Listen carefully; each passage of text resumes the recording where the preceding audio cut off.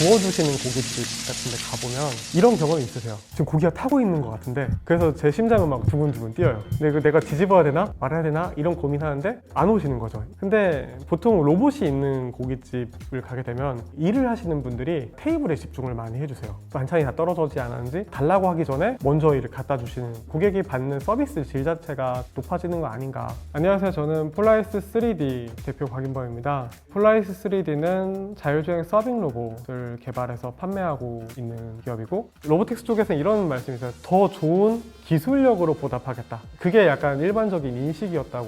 근데 저희는 더 좋은 가격으로 보답하겠다. 가격을 싸게 하니까 더 많이 쓰실 거다 라는 게 저희의 접근 방식이었고, 타사 제품들은 월 렌탈료가 한 60만 원에서 65만 원 정도, 저희는 35만 원 정도, 한 40% 정도 저렴하다. 그러니까 저희가 어떻게 보면은 게임 체인저의 역할을 지금 하고 있다고 보고 있고,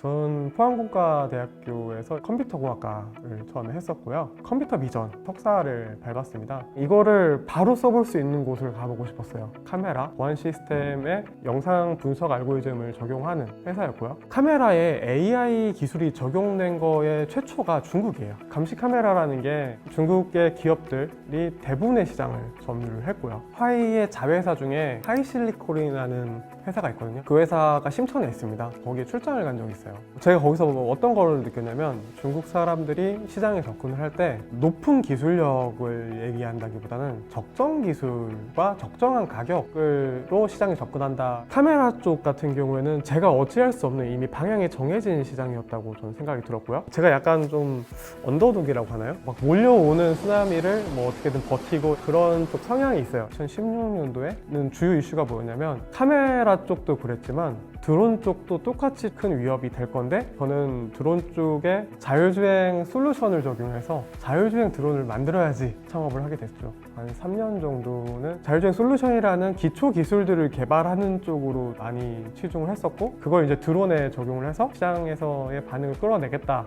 이제 정신 차리고 보니까 국내 다른 드론 기업들한테 기술을 팔아야 되는데, 드론 시장 자체가 굉장히 빠르게 무너졌죠. 중국산 드론이 굉장히 빠르게 들어왔고, 중국 DJI라는 회사가 95% 이상의 시장을 점유를 했었고요. 열심히 제품을 다 개발했고 우리 제품 좋다고 얘기를 하는데 저희가 판매할 수 있는 곳이 없더라고요. 사실 좀 많이 힘들었었습니다.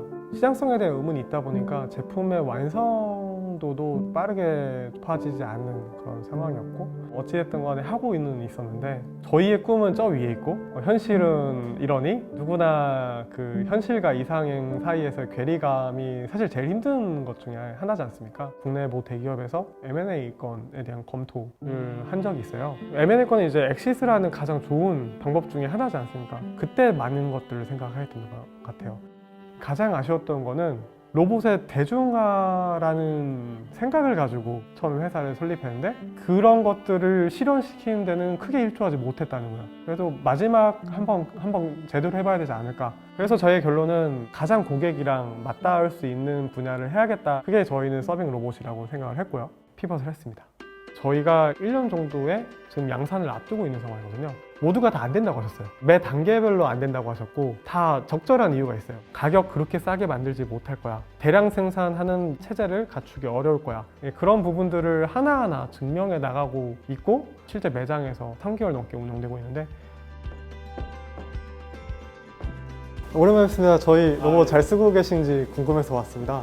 너무 잘 쓰고 있고요. 고객사 중에 삼계탕 매장이 있거든요. 로봇의 활용도는 한 0.5인분 정도 되는 것 같다. 기존에 있는 서빙 로봇들 같은 경우에는 이제 같이 걸으면 사람보다 한 절반 이하 속도로 나르고요. 점주분들은 되게 답답해하세요. 시장에 굳어진 인식이 뭐냐? 서빙 로봇은 바쁠 때 쓸 수가 없다. 근데 제품을 비싸게 주고 사왔는데 바쁠 때 쓸 수 없으면은 효용성이 크게 떨어지는 거 아닌가? 활용성을 높이려면 속도가 더 빠르게 움직여야 된다. 저희는 기존에 있는 다른 서빙 로봇들보다 2배 정도 빠르게 나가죠. 빠르게 움직여야 된다는 거의 반대급부는 안전사고에 대한 위험이 증가해요. 로봇이 빨리 가는데 갑자기 사람이 접근하게 되면 로봇이 멈춰야 되는데, 멈추는 게 중요한 게 아니라 안에 음식물이 또 쏟아질 수가 있어요.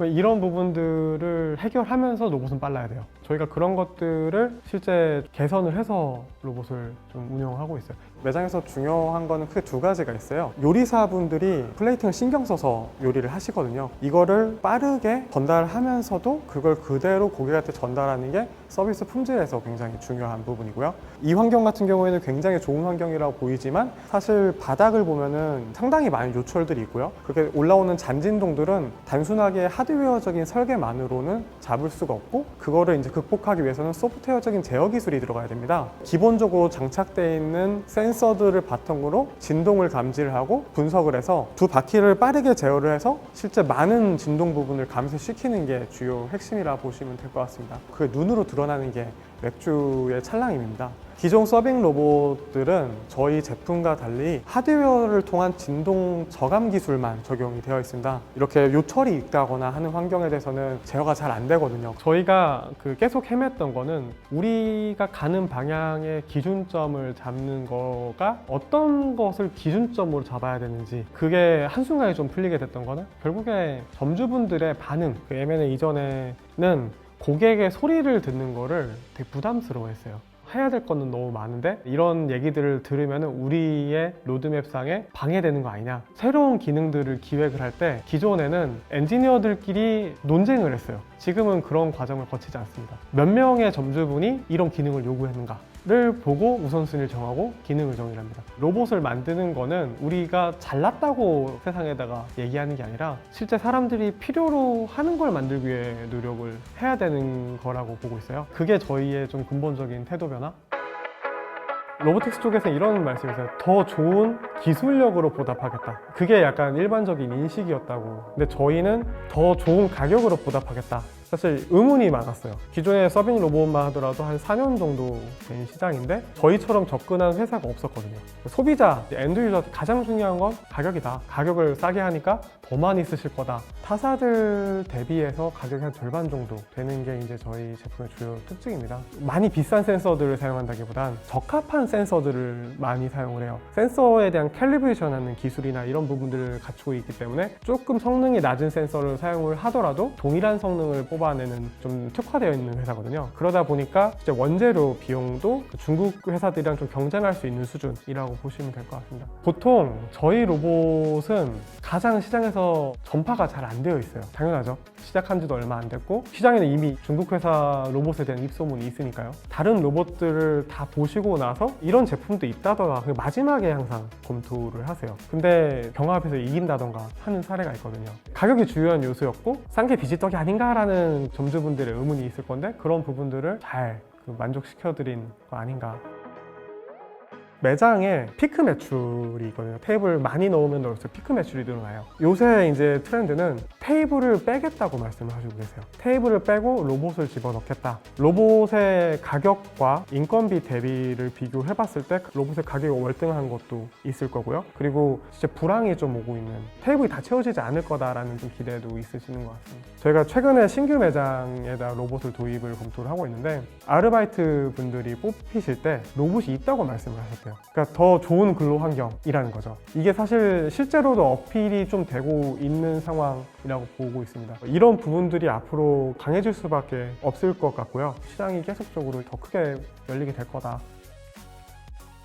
포스코 같은 회사를 하나 만들고 싶어요. 고등학교 때 굳이 포항공대를 썼거든요. 포스코에 대한 어떤 낭만이 있었어요. 우리나라의 성장을 이끌어왔던 동력 중에 하나였다라는 거에 대한 로망이 좀 있었습니다. 저희 회사가 5년째 포항에 본사를 두고 있고요. 포항에 본사를 둠으로써 한계가 좀 있어요. 영업적이라던가 투자 관점에서도 상당히 크게 디메리트가 있고요. 그럼에도 불구하고 포항에서 서울로 이제 회사를 옮기는 거는 너무 근시안적 시각이라고 보고 있어요. 냉정하게 얘기했을 때 한국 인구가 줄고 있어요. 수도권 지역에 과밀화가 일어나는 건 너무 당연한 거고 더 넓은 부지 이런 것들 확보하려면 사실 지방에 있어야 되는 게 많은 거고 제가 봤을 때는 조건이 다 갖춰졌어요. 바다에 인접한 항구도 있고 공항도 있고 철도도 잘 연결돼 있고 테슬라가 실리콘밸리가 아니고 텍사스 쪽에다가 기가팩토리를 막 짓잖아요. 포항에다가 기가팩토리를 짓고 싶다 라는 게 저의 꿈이라고 보면 될 것 같습니다.